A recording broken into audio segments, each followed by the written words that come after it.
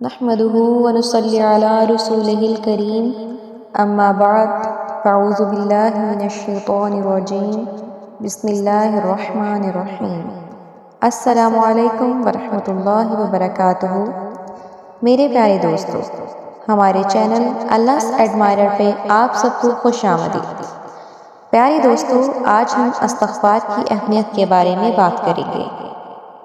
ہم سب انسان ہیں، اور انسان جب اس دنیا میں آتا ہے تو اس سے بہت ساری غلطیاں سرزد ہو جاتی ہیں، مگر فرق یہ ہے کہ جو اپنی غلطیوں پر ڈٹ جائے وہ شیطان ہے، اور جو اپنی غلطیوں پر نادم اور شرمندہ ہو کر اللہ تعالیٰ سے استغفار کر لے وہی تو انسان ہے۔ لہٰذا ضروری ہے کہ اپنی غلطیوں پر نادم اور شرمندہ ہو کر اللہ تعالیٰ سے توبہ کرتے رہیں۔ یوں استغفار کرنے سے انسان انسانیت کی بلند درجوں تک پہنچ جاتا ہے، اور دنیا و آخرت میں کامیابیاں اس کا مقدر بن جاتی ہیں، اس کی دعائیں قبول ہونے لگتی ہیں۔ المختصر واقعہ کچھ یوں ہے کہ امام حنبل رحمۃ اللہ علیہ فرماتے ہیں، ایک دفعہ مجھے عراق کی کسی گاؤں میں رات ہو گئی۔ میں ایک مسجد میں گیا، لیکن چوکیدار نے مجھے وہاں سے نکال دیا۔ میں مسجد سے باہر فرش پر سو گیا۔ چوکیدار نے مجھے پاؤں سے پکڑا اور گھسیٹ کر مسجد سے دور کر دیا۔ ایک خدا ترس آدمی مجھے اپنے گھر لے گیا۔ وہ شخص چلتے پھرتے، اٹھتے بیٹھتے ہر وقت استغفار پڑھتا تھا۔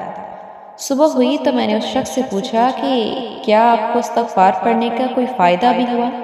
اس نے جواب دیا، جی ہاں، میری ہر دعا قبول ہوئی، سوائے اس کے کہ میری ملاقات امام احمد بن حنبل سے ہو جائے۔ میں نے کہا، میں ہی احمد بن حنبل ہوں، اور تم دیکھو کہ مجھے کیسے گھسیٹ کر تمہارے پاس لایا گیا۔ سبحان اللہ۔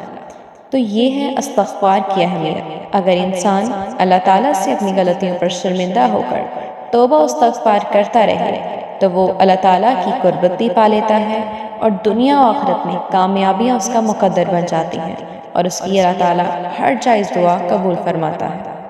اللہ تعالیٰ ہم سب کو بھی سچی توبہ کی توفیق عطا فرمائے۔ آمین یا رب العالمین۔